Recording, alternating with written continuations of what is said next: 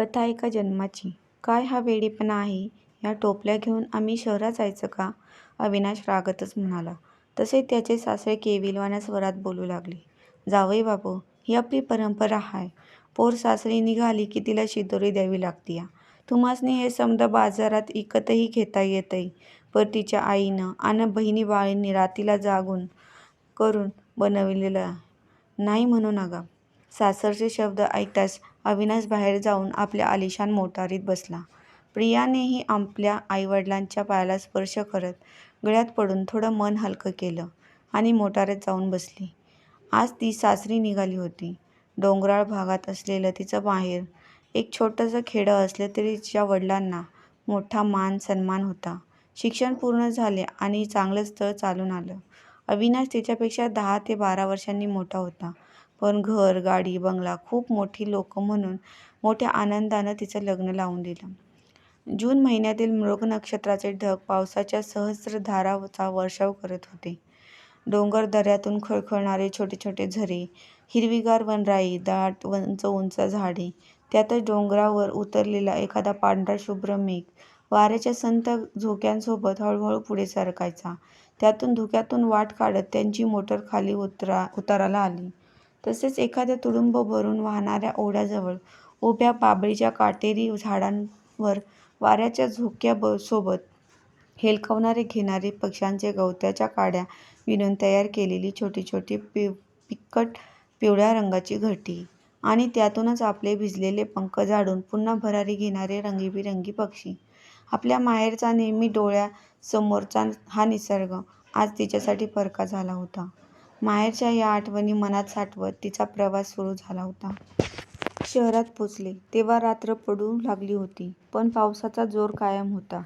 गजबजलेल्या शहरातून त्यांची गाडी पुढे जात होती तशी प्रिया उंच उंच इमारती पाहत मनातून उमलून जायची. थोड्या वेळात त्यांची गाडी शहराच्या गर्दीपासून थोडं दूर काही अंतरावर असलेल्या एका आलिशान बंगल्याजवळ येऊन थांबली. तसेच एका वयस्कर माणसाने त्यांच्या बंगल्याचे गेट उघडले. बंगला खूपच मोठा होता, भव्य, आलिशान. तसेच बंगल्याचे रूप न्याहाळत ती गाडीतून खाली उतरली. तोच बंगल्याच्या वरील एका खिडकीतून कोणीतरी पडदा किंचितसा बाजूला करून किलकिल्या नजरेने पाहत असल्याचं दिसलं. त्यांच्याकडे पाहून थोडीशी हसली आणि अविनाशच्या मागे चालू लागली. अविनाशनं दरवाजाचे लॉक उघडायला किल्ली काढली तशीच प्रिया दचकली. तिच्या मनात एक विचार चमकून गेला. बाहेर तर कुलूप लावले आहे, मग आत खिडकीतून कोण पाहत होतं? पण त्याच्याकडे दुर्लक्ष करत ती आत गेली. बंगला आतून खूप प्रशस्त होता. जिन्याच्या पायऱ्या चढत अविनाश बोलू लागला. तू थकली असशील, फ्रेश हो. मी थोडं बाहेर जाऊन येतो, मग जेवायला बाहेरच जाऊ. तिला बेडरूम दाखवून अविनाश बाहेर पडला. साहित्य तसंच ठेवून ती बेडवर तशीच आडवी झाली. प्रवासाचा खूप थकवा आणि पुन्हा तोच विचार मनात आला. कोण होतं उभं त्या खिडकीत? आपली मान वळून डावीकडे पाहिलं तर खिडकीवर लावलेला पडदा हलक्या हवेने बाजूला व्हायचा आणि त्यातून बाहेर कोसळणाऱ्या पावसासोबत वाऱ्याचे झोके घेणारी त्या बागेतील नारळाची झाडे दिसली. तशीच ती उठली आणि खिडकीजवळ जात पडदा बाजूला करत खिडकीवरील काचेचा दरवाजा किंचित उघडून बाहेर पाहू लागली. दूरवर रस्त्याच्या दुतर्फा खांबावरील दिवे त्यांच्या प्रकाशात बरसणाऱ्या पावसाच्या धारा दिसत होत्या. वाऱ्याच्या झोक्याबरोबरच पावसाचे थेंब आत शिरताच तिने खिडकी बंद केली आणि मागे फिरली आणि दचकून जागेवरच उभी राहिली. मनात तोच विचार आला आणि मागे पाहिलं. ही तीच खिडकी होती जिच्यामधून तिला मगाशी कोणीतरी पाहत असल्याचं दिसलं. तशीच ती पुन्हा त्या खिडकीजवळ गेली आणि खाली पाहू लागली. तोच तिला बंगल्याच्या डाव्या बाजूला अंधुक उजेडात एका छोट्या नारळाचं झाड दिसलं. त्या खाली कसली तरी हालचाल जाणवत होती. प्रिया थोडी निरखून पाहू लागली. तशी त्या झाडाखाली कोणीतरी आहे आणि ते एका हाताने झाडाला धरून गोलगोल फिरत असल्याचं दिसलं. तिला थोडं विचित्र वाटलं, म्हणून ती हे पाहण्यासाठी आपल्या रूममधून खाली आली. बाहेर येत तिनं वॉचमनला हाक दिली. अहो काका. बंगल्याच्या आवारातच वॉचमनला राहण्याची बांधून दिलेल्या छोट्या घरातून हातात छत्री आणि टॉर्च घेऊन ते धावतच आले. बोला मालकीणबाई. तशीच प्रिया म्हणाली. त्या नारळाच्या झाडाखाली कोणीतरी आहे, जरा बघाल का? तसेच ते आपल्या हातातील टॉर्चचा प्रकाश पाडत पाहू लागले. प्रिया बंगल्याच्या पायरीवरच उभी राहून पाहत होती. वॉचमनने सगळीकडे पाहिलं, पण काहीच दिसले नाही. ती तशीच आत आली आणि आपल्या रूममध्ये गेली. बाहेर जेवायला जायचं होतं, त्यामुळे शॉवर घेतला आणि तयार होऊन अविनाशची वाट पाहत बसली. तिला वाचनाची आवड असल्याने सोबत आणलेली काही गोष्टीची पुस्तके काढून त्यातलं एक वाचत ती बेडवर आडवी झाली. आपले पाय बेडवरून खाली सोडून तिचं वाचणं सुरू होतं, पण वाचता वाचता कधी झोप लागली तिला समजलंच नाही. इतक्यात आपल्या पायाच्या तळव्यावर कोणाचा तरी हलका स्पर्श होत असल्यासारखं वाटू लागलं. तिला हलकी जाग आली, पण डोळ्यावर झापडच होती. पुन्हा ती तशी झोपू लागली. तोच कोणीतरी आपलं बोट पायाच्या तळव्यावर हळूच ओढलं तशी ती एकदम जागीच झाली. झटकन पाय आपले वर घेतले, उठून बसली. वर घड्याळावर पाहिलं तर 1:30 वाजलेला. कसला तरी भास झाला असेल अशी मनाची समजूत काढली. अविनाश अजूनही आला नव्हता. दिवसभर पोटात अन्नाचा कण नव्हता त्यामुळे तिला भूकही लागली होती. अविनाशला फोन केला, पण तो फोन उचलत नव्हता. शेवटी आईनं बांधून दिलेली भाजी भाकरी खाऊन घोटभर पाणी प्यायली आणि पुस्तक घेऊन पुन्हा वाचत बसली. तोच अविनाशच्या गाडीचा आवाज आला. तिनं खिडकीतून पाहिलं तर अविनाशसोबत आणखी एक माणूस होता. प्रियानं आपले केस नीट केले आणि एका हातात मोबाईल घेत दुसऱ्या हाताने आपला पदर सावरत खाली आली. ती खाली येईपर्यंत 2 वेळ बेल वाजली होती. गडबडीत तिने दरवाजा उघडला. तसाच पडत झडत अविनाश आत आला. तो खूप प्यायला होता. तो पडणार तोच प्रियाने त्याला सावरले. ती काही विचारणार तेवढ्यात सोबत आलेली व्यक्ती म्हणाली, मालकीणबाई, मी तुमचा ड्रायव्हर बबन. त्यांना अशा अवस्थेत गाडी चालवता येणार नव्हती, त्यामुळे साहेबांनीच मला फोन करून बोलवून घेतलं होतं.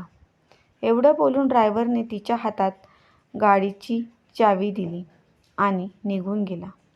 हातातील मोबाईल सोफ्यावर ठेवून अविनाशला पकडून ती आपल्या बेडरूममध्ये नेऊन बेडवर बसवले, पण तो तिथंच आडवा होत झोपी गेला.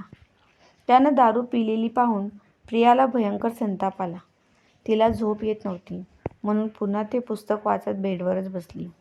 वाचता वाचता तिला झोप लागली न लागते तोच परत तिच्या पायाच्या तळव्यावरून बोट फिरवल्यासारखा स्पर्शाने ती झटकन जागी झाली आणि आपले पाय जवळ ओढून आजूबाजूला पाहू लागली.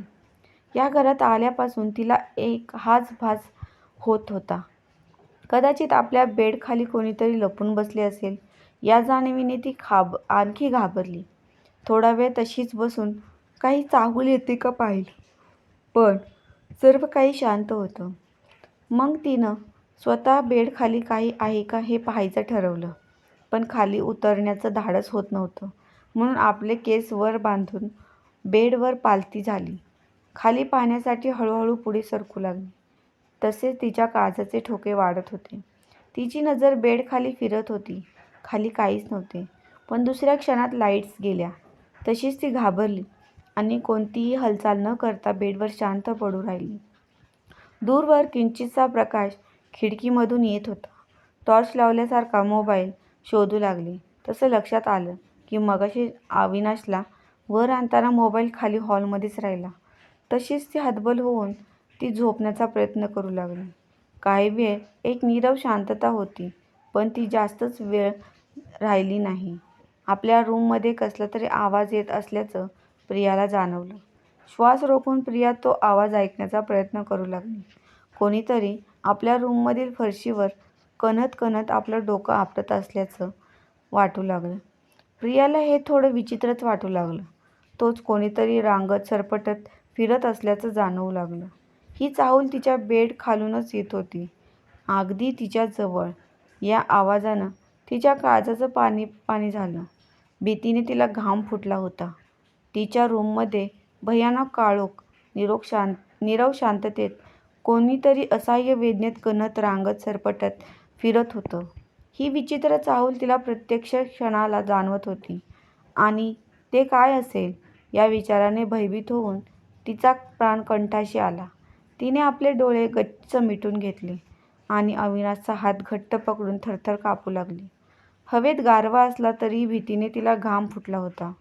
इतक्यात तिला जाणवलं की कोणीतरी आपल्या बेडवर चढण्याचा प्रयत्न करतंय. आता मात्र तिच्या सहनशक्ती पलीकडचं होतं. भीतीने काळजाचे वाढणारे ठोके तिला स्पष्ट ऐकू येत होते.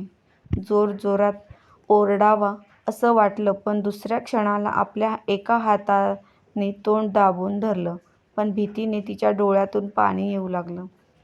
प्रिया आता भीतीने थरथर कापत होती. थोडं धाडस करून तिनं आपले डोळे किंचित उघडून पाहू लागली. तसंच खिडकीतून आत येणाऱ्या थोडा प्रकाश तिला आपल्या बेडवर एक बुटकी काळी आकृती दिसली. आपल्या लालसर किलकिल्या नजरेने ती आकृती एकटक प्रियाकडे पाहत होती. ते भीषण दृश्य पाहून तिच्या अंगावर सर्रकन काटाच येऊ लागला आणि दुसऱ्या क्षणाला त्या आकृतीच्या मागून आणखी एक पांढरट आकृती सरकत बाजूला झाली. आता मात्र तिची सहनशक्ती संपली. आपल्या दोन्ही मुठी करकचून आवळून तिने जोराने किंचाळणार तोच लाईट्स आल्या आणि त्या भयानक आकृत्या कुठेतरी नाहीशा झाल्या. मगापासून सुरू असलेला थरार, तो विचित्र आवाज, सर्व काही शांत झालं होतं. घड्याळात पाहिलं तर रात्रीचे 3 वाजून गेलेले. प्रिया अजूनही थरथरत होती. भयभीत नजरेने ती आजूबाजूला पाहत होती. इतक्यात तिची नजर बेडरूमच्या दरवाजावर गेली. दरवाजाच्या खालच्या फटीतून पलीकडे कोणीतरी उभं आहे आणि हळूहळू दूर जात असल्याचं जाणवलं. मगापासून सुरू असलेला भयानक खेळ थांबला असला तरी प्रियाचं काळीज अजूनही जोरजोरात धडधडत होतं. ही रात्र कधी संपेल असं तिला वाटत होतं. पहाटे कधी झोप लागली समजलंच नाही. तिला सकाळी जाग आली तेव्हा अविनाश आवरून ऑफिसला जाण्याची तयारी करत होता. रात्री घडलेला प्रकार अविनाशला सांगावं असं वाटलं, पण त्याच्या तापट स्वभावामुळे ती काहीच न बोलता उठली आणि फ्रेश व्हायला गेली. तेच बाहेरून अविनाशचा आवाज आला. मला उशीर होतोय, मी निघतोय, बाहेरच जेवण करेन. एवढं बोलून तो निघून गेला. फ्रेश होऊन ती आपल्या आईला फोन केला. फोन तिच्या बहिणीनं उचलला. हॅलो ताई, कशी आहेस गं? वैशू, आईकडे फोन दे. प्रियाचा आवाज खूप जड वाटत होता. वैशालीने पण लगेच आईकडं फोन दिला. तसं प्रियानं रात्री घडलेला भयंकर प्रकार आईला सांगितला. ती खूपच घाबरली होती. बोलता बोलता तिच्या अंगावर शहारा यायचा. तिचं बोलणं ऐकून आई लागेच गावातील देवळात गेली. देवळातील पुजाऱ्यांना सारं काही ऐकलं आणि गंभीर मुद्रेनं देवीच्या पायाला स्पर्श करून अंगाऱ्याची पुडी आणि लाल धागा देत म्हणाली, पोरी, ज्या घरात तू मुलगी दिलीस त्या घरावर मृत्यूची काळी सावली दिसते गं. हे लवकरात लवकर तुझ्या पोरीला दे आणि सावध राहायला सांग. आता आईच तिची रक्षण करेल. प्रियाच्या वडिलांचा तिच्यावर खूप प्रेम. पुजाऱ्यांचं बोलणं ऐकताच ते आपल्या मुलीची काळजी वाटू लागली. त्यांनी तो धागा आणि अंगारा घेतला. क्षणाचाही विलंब न करता दोघे एसटीने लेकीच्या घरी निघाले. एकीकडे प्रियाला एवढ्या मोठ्या घरात कोंडल्यासारखं होऊ लागलं, पण आपले वडील येत आहे हे समजताच तिला बरं वाटलं. बाहेर पावसाची उघडझाप चालू होती. थोड्या वेळानं धुणं भांडी करणारी बाई आली. तसंच तिला थोडं बरं वाटलं. काही जास्त न बोलता तिनं आपलं काम केलं आणि निघूनही गेली. तशीच पुन्हा तिला एकांताची भीती वाटू लागली. रात्री घडलेल्या जागरणाने आता दिवसा तिच्या डोळ्यावर झोपड येत होती. हॉलमधली सोफ्यावर बसल्या बसल्याच तिला डोळा लागला आणि पुन्हा तेच घडले, पण यावेळी तिला आपल्या पायाजवळ तीच काळी कुट्ट बुटकी आकृती बसल्यासारखं दिसलं. त्या आकृतीने जोरात आपली नखं तिच्या पायाच्या तळव्यावर ओढले. तशीच झटकन प्रियानं आपले पाय जवळ ओढून जागी झाली, पण कोणीच नव्हतं. ते स्वप्न तिला पुन्हा दिसलं आणि अस्वस्थ झाली. इतक्यात दरवाजाची बेल वाजली. आपले आईबाबा आले असतील म्हणून ती घाईघाईत दरवाजाकडे धावली आणि खरंच तिचे आईबाबा आले होते. आईला बघताच तिला भरून आलं. त्यांना दोघं घेऊन प्रिया आत आली. तोच तिच्या आई म्हणाली, पियू, फरशीवर हे लाल डाग कसले ग? तसे तिने खाली पाहिलं तर खरंच लाल रंगाचे पण एकाच पायाचे ठसे उमटले होते. ते पाहून तिच्या काळजाचा थरकाप उडला. चेहऱ्यावर एकदम भीती दाटली आणि थरथरत्या आवाजात ती म्हणाली, हे शक्य नाही. मी स्वप्न पाहिलं होतं. एवढं बोलून ती खुर्चीवर बसली आणि पायाच्या तळव्याकडे पाहिलं. तसेच तिचे डोळेच पांढरे झाले. एखादी काच पायात घुसावी तसे पायात भेग पडली होती आणि एकसारखं त्यातून रक्त वाहत होतं. आई, मला स्वप्न. तिच्या थरथरत्या ओठातून एवढेच शब्द निघाले आणि बेशुद्ध झाली. काही वेळात ती जागी झाली तेव्हा ती आपल्या बेडवर होती. पायाला पट्टी बांधलेली तर आईवडील बाजूलाच बसलेली आणि अविनाश मोबाईलवर कोणाशी तरी बोलत होता. शुद्धीवर येताच ती आईच्या गळ्यात पडून रडू लागली. अविनाश काळजीने म्हणाला, कसं झालं हे? स्वतःला सांभाळून काम करत जा ना. प्रियाच्या वडिलांनी सोबत आणलेला देवीचा अंगारा आणि लाल धागा आपल्या लेकीला बांधू लागले. तसाच अविनाश रागात म्हणाला, ते आधी काढून टाका. या घरात असल्या खुळचट गोष्टींवर कोणी विश्वास ठेवत नाही. जावयांचे शब्द कानावर पडताच तिच्या वडिलांना भयंकर राग आला. तरी स्वतःला सावरत ते म्हणाले, जावईबाबू, तुमच्याकडं सगळं काही आहे. एक बायको मेली तर दुसरी मिळेल, पण आपल्या मुलगीच काही बरं वाईट झालं तर रक्ताचं पाणी करून फुलासारखं मुलीला वाढवणाऱ्या ह्या बापाच्या काळजाचं काय होईल हे तुम्हाला नाही कळणार. सासऱ्यांचं या उत्तरानं अविनाश गप्पच झाला. त्यांनी धागा बांधला आणि त्या दिवशी घरीच राहिले. दुसऱ्या दिवशी प्रियाचे आईवडील मुलीचा आणि जावयाचा निरोप घेऊन परतले. या घटनेला आता 3-4 महिने उलटून गेले असतील. दोघांचा संसार सुखात चालला होता. आता तिला कसलाच भास होत नव्हता आणि ती गरोदर होती. गौरी गणपतीच्या सणासाठी ती आता माहेरी आलेली. घरात सगळे आनंदी होते. पण ही एका भयान वादळापूर्वीची शांतता होती. गौरी गणपतीच्या सणात आपल्या मित्रमैत्रिणींसोबत 4 दिवस घालून ती आज सासरी निघाली. आईने तिला ग्रामदेवतेच्या पायावर डोकं ठेवून आशीर्वाद घ्यायला सांगितला. तशी प्रिया देवळात गेली. देवीच्या पाया पडली आणि देवळातील गुरवांच्या पाया पडून आशीर्वाद घेतला. तसेच गुरव शांतपणे म्हणाले, पोरी, लग्नानंतर ज्या विचित्र घटना तुझ्या आयुष्यात घडल्या त्या मी दिलेला धागा मुळीने बंद झाल्या नाहीत.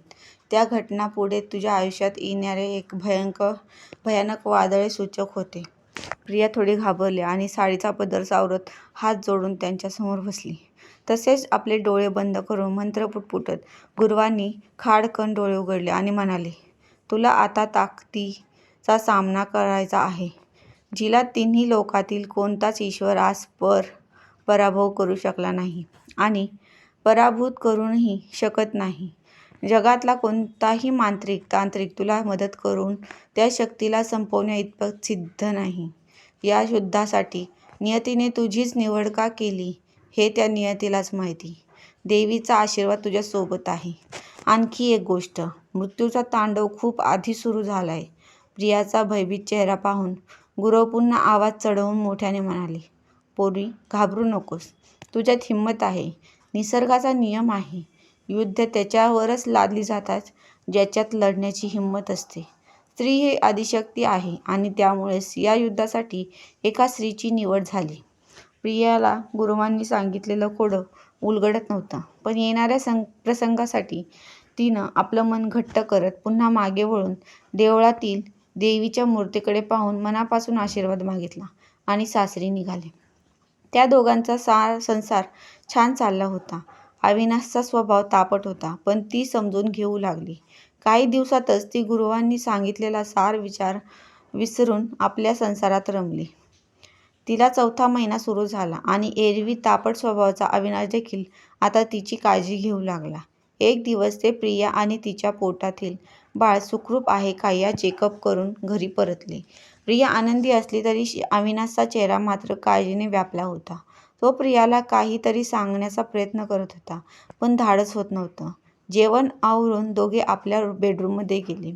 नवरा उदास आहे हे लक्षात येताच ती म्हणाली, "काय झालं, तुम्हाला बरं वाटत नाही का?" म्हणत ती त्यांच्या कपाळाला हात लावून पाहू लागली. तसाच अविनाशने तिचा हात आपल्या हाती घेत जड अंतकरणाने म्हणाला, "पियू, आय लव्ह यू." त्याचे थरथरते शब्द ऐकताच प्रियाला थोडी काळजी वाटली. "लव्ह यू टू, पण काय झालं? इतकं का अस्वस्थ आहात? पियू, तुला मन घट्ट करावं लागेल. प्लीज, काय झालं सांगाल का?" तसाच अविनाश शांतपणे सांगू लागला, "डॉक्टरांनी तुझं चेकअप करून मला आपल्या केबिनमध्ये बोलवलं होतं. त्यांनी सांगितलं की आपल्या बाळाच्या हृदयात छिद्र आहे. ते जन्मले तरी जास्त दिवस जगणार नाही." त्यांचे शब्द कानावर पडताच प्रिया स्तब्ध झाली. तिच्या डोळ्यातून अश्रू आले. थरथरत्या आवाजात ती म्हणाली, हे खोटं आहे. माझ्या बाळाला काही झालेलं नाही."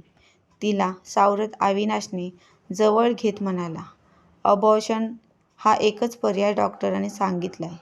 मी उद्या त्यांची वेळ घेतो." अविनाश कधीच झोपी गेला, पण तिची झोप उडाली होती.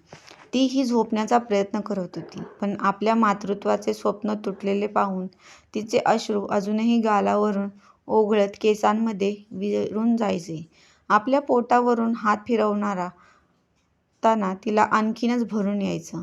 तसाच विचार करत ती झोपली, पण डोळा लागतो न लागतो तोच तिच्या पायाच्या तळव्यावरून बोट ओढल्याचा भास झाला आणि झटकन ती जागी झाली. खूप दिवसांनी हा भास झाला होता, त्यामुळे थोडी घाबरली. काही वेळ तशीच शांत बसून राहिली. तोच कसला तरी आवाज आला. ती शांतपणे श्वास रोखून ऐकू लागली. तशी एक लहान मुलगी हुंदके देत रडत असल्याचं जाणवलं. अविनाशला उठवण्याचा प्रयत्न करावा, तर तो दिवसाभराच्या कामाने कंटाळला होता.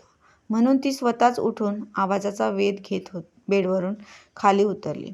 तोच प्रियंकाला खाली पाणी सांडलं असल्याचं जाणवलं. तिला आश्चर्य वाटलं. "पाणी इथं कोणी सांडलं?" म्हणत ती चालू लागली. आवाज बाथरूममधून येत होता, म्हणून ती बाथरूमकडे पाहिलं आणि तिचा काळजात चर्रकन झालं. दचकून ती जागेवरच उभी राहिली. बाथरूममधून एक बुटकी 2.5-3 फुटा उंचीची काळीकुट्ट आकृती तिला वाकून पाहत होती. तिच्या चेहऱ्याचा थोडासा भाग दिसत होता. केस लांब आणि पाण्याने भिजलेले होते. तिच्या भिजलेल्या केसांमधून पाणी खाली फरशीवर पडत होतं. प्रिया हळूहळू तिच्याकडे चालू लागली, तशी ती आकृती आत सरकली. स्वतःला सावरत प्रिया बाथरूमचा दरवाजा उघडीन आतमध्ये गेली, तशी तिच्या भोवतीचं वातावरणच बदलू लागलं. बाथरूमच्या फरशावर झाडाचा पालापाचोळा दिसू लागला. ती भयभीत नजरेने आजूबाजूला पाहू लागली. तसं काळोखात तिच्या भोवती नारळाची छोटी छोटी एकसारखी झाडे दिसू लागली. तिथंच मध्ये रिकाम्या जागेत एक खोल खड्डा खणला होता, जो पावसाच्या पाण्याने पूर्ण भरला असल्याचं दिसू लागले. या दृश्याने प्रिया थरथरली. काही समजण्याच्या आत पुन्हा तिला कोणीतरी हुंदके देत रडत असल्याचा आवाज येऊ लागला. ती शांतपणे तो आवाज ऐकण्याचा प्रयत्न करू लागली. तसं तिच्या लक्षात आलं की तो आवाज त्या खड्ड्यामधल्या पाण्यातून येत होता. तिची नजर खड्ड्यामधील पाण्यावर गेली. झाडाचा पालापाचोळा पडून ते पाणी काळेकुट्ट दिसत होते. ती सावध होऊन एकसारखी त्या पाण्यात पाहत होती. इतक्यात तिला कोणीतरी हाक दिली, "आई, मला वाचव गं." आणि दुसऱ्या क्षणात त्या खड्ड्यामधून एका मुलीचा हात बाहेर आला. तशीच प्रिया थरथरली. तिचा तोल गेला, पण मागे भिंत असल्याने ती सावरली आणि समोरचं ते भयान दृश्य धडधडत्या काळजाने पाहू लागली. त्या घाण पाण्यातून ती मुलगी रांगत बाहेर येण्याचा प्रयत्न करू लागली. समोरच दृश्य पाहून प्रिया बंद करून खाली बसली आणि तशीच पाण्यातील गाळ आणि लाल चिखलाने माखलेली ती मुलगी रांगत सरपटत ती उठून उभी राहिली. तिच्या केसांमध्ये चिखल पाणी खाली ओघळत होते. लाल रक्ताळलेल्या डोळ्यांनी ती प्रियाकडे पाहत म्हणाली, "आई." कोण होती ती, जी मृत्यूनंतरही प्रियाला आई म्हणू हाक मारत होती? काय असेल त्या मुलीचं रहस्य? पाहूया पुढच्या भागात. मित्रांनो, तुम्हाला ही कथा आवडली असेल तर चॅनलला लाईक आणि सबस्क्राईब नक्की करा. धन्यवाद.